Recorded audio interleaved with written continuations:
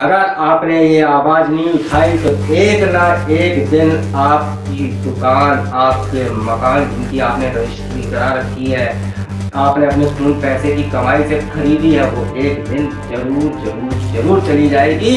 मेरे इस वीडियो को अंत तक जरूर देखिएगा और बताइएगा कि आपको ये विश्लेषण कैसा लगा। अपने व्यू भी रखिएगा, लाइक कमेंट शेयर करना बिल्कुल मत भूलिएगा और मेरे चैनल को सब्सक्राइब जरूर कीजिएगा। एक कहावत है, जिसकी जमीन उसका देश। अगर जमीन खरीदने की औकात ना हो तो अगर कब्जा कर लिया जाए। अगर कब्जा ताकत के बल पे ना हो सके तो आस्था की खरी चादर पे कर हो सकता है। आजकल कुछ ऐसे ही देखने और सुनने में आ रहा है। राजस्थान के हनुमानगढ़ के शिला माता मंदिर में, कभी शिला माता के मंदिर में दीपक जलाया जाता था, पूजा आरती होती थी, लेकिन देखते ही देखते अब पूजा बंद, आरती बंद, दिया बंद, हरी चादर चढ़ाई जाने लगी है। यानी कि शिला माता के मंदिर को शिला पीर, शिला मजार में बदल दिया गया है। ये पूरा गेम क्या है, इस हनुमानगढ़ की पूरी कहानी सुनकर आपको शायद पता लग जाए कि कैसे ये सब हो रहा है। तो चलिए करते हैं विश्लेषण टॉक मेरे साथ।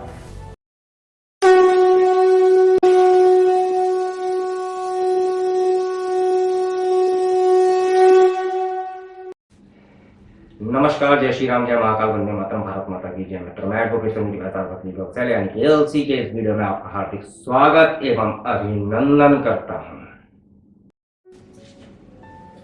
भारत से मुगलों का, अंग्रेजों का राज भले ही चला गया हो, लेकिन हिंदुओं की आस्था केंद्रों का मान मर्दन व उन्हें हथियाने के लिए षड्यंत्रों का क्रम अभी भी समाप्त नहीं हुआ है। फिलहाल राजस्थान के हनुमानगढ़ के शिला माता मंदिर पर ऐसे ही षड्यंत्र रचे जा रहे हैं। इतिहासकारों के अनुसार मंदिर में स्थापित शिला महाराज गंगा सिंह के समय सरस्वती नदी की सहायक नदी घग्गर में बहकर आई थी और उसके चमत्कारों के प्रति श्रद्धा से नतमस्तक होकर महाराज ने उन्हें यहाँ पर स्थापित करा दिए। श्रद्धालु इस पर नमक व दूध चढ़ाते हैं और शिला की पूजा करने लगे। लोगों का मानना है कि शिला पर चढ़े नमक और दूध लगाने से चर्म रोग दूर हो जाते हैं। धीरे धीरे इसकी ख्याति फैलने लगी और चर्म रोग से पीड़ित मजहबी लोग भी यहाँ पर आने लगे और कई वर्षों से इसी वजह से ये मंदिर मजहबी लोगों की साजिश का शिकार बनने लगा। पहले मजहबी साजिश के थ्रू यहाँ पर दिया जलाना बंद हुआ, अब नमक में दूध चढ़ाने से भी रोका जाने लगा और एक दिन शिला पर हरी चादर डाल दी गई और इस तरह शिला माता को मजार का रूप दे दिया गया और तो और माता को शिला पीर के रूप से प्रचार किया। जब ऐसा हुआ तो हिंदुओं की आंखें खुली और फिर अब हिंदुओं को जारी रखने की बात होने लगी। ये पहली घटना नहीं है। कुछ समय पहले आगरा में भी जगने रोड स्थित संत ठाकुर कमाल सिंह की समाधि के साथ भी ऐसा ही हुआ था। यह समाधि करीब 300 वर्ष पुरानी है, लेकिन अब इसको कमाल खान दरगाह का नाम दे दिया गया। किसी की मन्नत पूरी होने पर पहले हिंदू मुंडन संस्कार करवाते थे, घंटी बांधने की परंपरा थी, अब वही हरी चादर वहाँ पर चढ़ाई जाने लगी। मामला उस समय बढ़ा जब समाधि स्थल के बाहर वक्फ बोर्ड का बोर्ड टांग दिया। समाधि से जुड़े लोगों ने इसका विरोध किया और समाधि का पट्टा भी हिंदू नाम से और इन लोगों ने वक्फ बोर्ड का विरोध किया।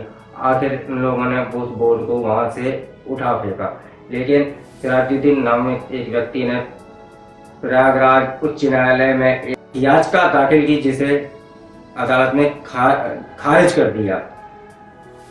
असल में पूरा गेम क्या है, शायद इसे सुनकर आपका दिमाग हिल जाएगा। वक्फ कानून की आड़ में मजहबी लोग जमीन हथियाने और पुराने महलों में कब्जा करने का धंधा करने लगे हैं। इसको लेकर सुप्रीम कोर्ट में याचिका डालनी बहुत जरूरी है। जिस तरह मुस्लिम आक्रांताओं ने सनातन संस्कृति को समाप्त करने का कार्य किया, उसी तरह वक्फ बोर्ड सनातन संस्कृति को खत्म करने का काम कर रहा है। वक्फ बोर्ड भारत को इस्लामिक राज्य बनाने का कार्य कर रहा है। इसके तहत वो हिंदुओं की जमीनों और मंदिरों पर कब्जा करना चाहता। और अब आप समझिए वक्फ कानून क्या है। वक्फ कानून 1995 के अनुसार वक्फ बोर्ड किसी भी संपत्ति को वक्फ संपत्ति घोषित कर सकता है, चाहे वो अवैध क्यों ना हो। यही कारण है किसी भी अवैध मजार मस्जिद को वैध बनाने में दिक्कत नहीं होती है। पिछले कई वर्षों में भी वक्फ बोर्ड ने अनेक स्थानों पर सरकारी या हिंदुओं की जमीन या मकान पर कब्जा किया है। ये कब्जा कोई छोटा मोटा भूमि का टुकड़ा नहीं। पिछले दिन एक सर्वोच्च न्यायालय में एक वरिष्ठ अधिवक्ता हरिशंकर जैन ने इसका खुलासा करते हुए 2009 में वक्फ बोर्ड के पास 4 लाख एकड़ जमीन थी, जो 2020 में बढ़कर 8 लाख एकड़ हो चुकी है। देश में जमीन उतनी है जितनी बंटवारे के समय थी, फिर वक्फ बोर्ड की जमीन कैसे बढ़ गई? पूरी वक्फ संपत्ति की जांच होनी चाहिए। अब सवाल यह है कि यह संपत्ति बढ़ कैसे रही है, तो इसका नमूना कुछ यूं समझिए।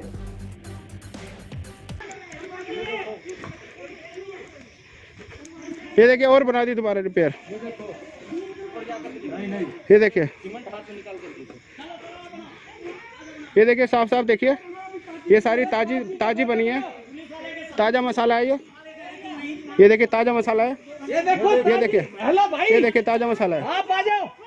हेलो, ये देखिए ताजा मसाला, ताजी मसाला। ये देखिए। ऐसा एक मामला मैंने जयपुर का अपने YouTube चैनल पर डाला, जिसका डिस्क्रिप्शन मैं नीचे दे दूंगा। जहाँ पर भी खाली पार्क, खाली जगह या सड़क का किनारा और तिराहा चला, वहाँ पर मजार बना दी जाए।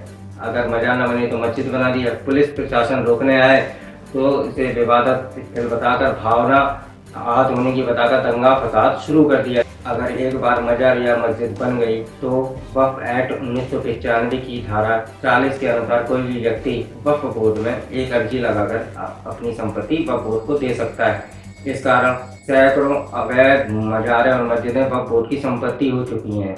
अब इसमें भी कमाल की और मजे की बात देखिए, धारा 40 में ये भी प्रावधान है कि किसी की संपत्ति को बस वक्फ संपत्ति घोषित करने से पहले उसके मालिक को सूचित करना जरूरी नहीं है। चुपके से वक्फ संपत्ति घोषित कर दो, यानी कोई भी आपके घर के बाहर की चादर फेंक के चला जाए तो वो वक्फ संपत्ति हो जाएगा। बाद में असली मालिक वक्फ काउंसिल में मुकदमा लड़ता रहता और अधिकतर मामलों में वक्फ बोर्ड का ही साथ देती है वक्फ बोर्ड काउंसिलिंग। अब इसमें आगे भी एक गजब की धारा है। इस धारा 52 में लिखा है कि यदि किसी की जमीन जो वक्फ में पंजीकृत है उस पर तहसील ने कब्जा कर लिया है तो जिला दंडकारी से कब्जा वापस दिलाने के लिए कहेगा। नियमानुसार 30 दिन के अंदर जमीन वापस दिलवाएगा। यानी बोर्ड तो अपनी संपत्ति सुरक्षा के लिए अनोखा कानून लेकर बैठा है, लेकिन यदि वक्फ बोर्ड किसी की जमीन पर कब्जा कर ले तो उससे वापस लेना आसान नहीं होगा। जरूरी नहीं है कि ये सब कानून के दायरे में हो। अब तो वक्फ बोर्ड के नाम पर जबरदस्ती कब्जे भी किए जा रहे हैं। दिल्ली के महरौली के वार्ड नंबर 1 में मनमोहन मलिक नामक व्यक्ति का पुराना घर था। करीब 2 साल पहले उन्होंने घर को तोड़कर नया मकान बनाना शुरू किया। एक कथित मौलाना मोहम्मद इकराम उनके घर पर पहुंचा और उसने उनको बोला कि वक्फ बोर्ड की संपत्ति है, और उसने पुलिस को भी बुला लिया। इस तरह ये मामला दिल्ली उच्च न्यायालय तक पहुंच गया और कथित मौलाना अपने दावे के अनुसार न्यायालय के सामने कोई भी कागज प्रस्तुत नहीं करवाई और न्यायालय ने उस मौलाना पर उसके दावे को झूठा मानते उस पर 10,000 रुपये का जुर्माना लगाया। दूसरा मामला भी महरौली का ही है। यहाँ के वार्ड नंबर 8 में भूखंड के लिए भाकर परिवार का, जिसकी कीमत करोड़ों रुपए की है, उन्होंने से 1987-88 में एक मुसलमान से खरीदा था। शायद ये सौदा वक्फ बोर्ड को पसंद नहीं था और उसने भूखंड के बीच में पुराने ढांचे को मजहबी स्थल बताना शुरू कर दिया और कई बार जबरन उस पर कब्जा करने का प्रयास भी किया। कुछ समय पहले भूखंड की घेराबंदी की जाने लगी तो दिल्ली वक्फ बोर्ड के तत्कालीन अध्यक्ष और आम आदमी पार्टी के विधायक अमरतुल्ला खान ने मुसलमानों की भीड़ के साथ खूब हंगामा किया। अब ये मामला दिल्ली उच्च न्यायालय में लंबित है। केवल दिल्ली, आगरा और हनुमानगढ़ ही नहीं, पूरे भारत में ऐसे मामले सामने आ रहे हैं। जैसे कि मैं एक वकील हूँ तो मैंने इस वक्फ बोर्ड को बहुत अच्छे से पढ़ा और मैंने इसको बहुत बड़े अच्छे तरीके से समझा। तो और इसके बारे में मैंने कई बुद्धिजीवियों से डिस्कस भी किया है, कई अपने सीनियर वकीलों से भी डिस्कस किया। तो उनका भी मानना यही है कि यदि इस कानून को रद्द नहीं किया गया या उनके अधिकारों को कम नहीं किया गया तो आने वाले समय में वक्फ बोर्ड इस कानून का दुरुपयोग करके आपके घरों पर, मकानों पर, सरकारी जमीनों पर कब्जे करेगा और आप मुंह ताकते रह जाएंगे। आप कितनी भी बड़ी मकान बना लो, कितनी भी दुकानें कर लो, कितनी भी अपनी प्रॉपर्टी कर लो, लेकिन यदि हमने आज आवाज नहीं उठाई तो एक ना एक दिन अगर आपने ये आवाज नहीं उठाई तो एक ना एक दिन आपकी दुकान, आपके मकान जिनकी आपने रजिस्ट्री करा रखी है, आपने अपने खून पैसे की कमाई से खरीदी है, वो एक दिन जरूर जरूर जरूर चली जाएगी। अपने व्यू भी रखिएगा, लाइक कमेंट शेयर करना बिल्कुल मत भूलिएगा और मेरे चैनल को सब्सक्राइब जरूर कीजिएगा। तो कैसा लगा आपको मेरा एक कानूनी विश्लेषण, जो कि मैंने आपको बकायदा सबूत के साथ बताया। इससे पहले भी मैं वक्फ एक्ट के बारे में बता चुका हूं, जो कि आप आई बटन पर क्लिक करके देख सकते हैं या नीचे डिस्क्रिप्शन में देख सकते हैं। इसी के साथ मैं लेता हूं आपसे विदा। स्वस्थ मस्त व्यस्त रहिए, सावधान सतर्क सुरक्षित रहिए। नमस्कार, जय श्री राम, जय महाकाल, वंदे मातरम, भारत माता की जय। मित्रों।